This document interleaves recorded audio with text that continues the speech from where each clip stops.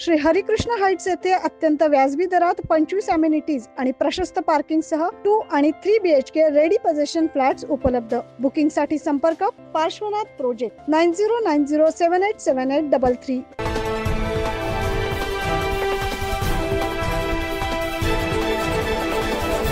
प्रेरणा मंडळातर्फे क्रांतिज्योती सावित्रीबाई फुले यांची जयंती देखील मोठ्या उत्साहात साजरी झाली। सावित्रीबाई फुले यांच्या प्रतिमेस प्रथम पुष्पहार अर्पण करून अभिवादन करण्यात आले। या प्रसंगी संस्थेचे अध्यक्ष राजेंद्र बागुल, विष्णुपंत कांबळे, जितेंद्र पाटील, चौधरी शिंदे आणि कार्यकर्ते उपस्थित होते।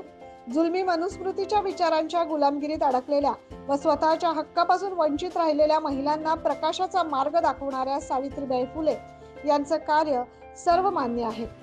वेठबिगारी सारखी गुलामगिरी जीवन जगणाऱ्या, शिक्षणापासून आणि विकासापासून वंचित असलेल्या महिलांना अंधारातून प्रकाशाचा मार्ग त्यांनी दाखवला। शिक्षण, आधार व स्वतःच्या पायावर भक्कम उभं राहण्याची ताकद सावित्रीबाई फुले यांच्यामुळेच महिलांना मिळाली आहे, हे आपल्याला विसरता येणार नाही। हिंदू धर्माच्या नावाखाली, सनातन धर्माच्या नावाखाली हे जे त्यांचा मनुवादी संस्कृतीचा प्रचार आणि प्रसार आणि रुबाब तिथे दाखवला जातात, दहशत तिथे राबवली जाते।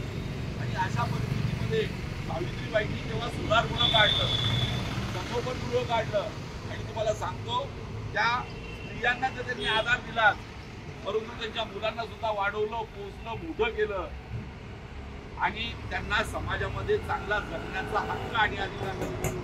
हे मोठं काम आज नाही, हे त्यावेळेस सावित्रीबाईंनी केलं की ज्यावेळेस या सनातन्यांचा अतिशय मोठा चाहूल होता। सावित्रीबाई फुले यांनी दिलेला समाजसेवेचा वारसा हा आपण सर्वांनी अंगीकारला पाहिजे व पुढे नेला पाहिजे, हीच खरी त्यांना आदरांजली ठरेल, असे मत राजेंद्र बागुल यांनी या कार्यक्रमाप्रसंगी व्यक्त केले। Bureau report 9 news Maharashtra.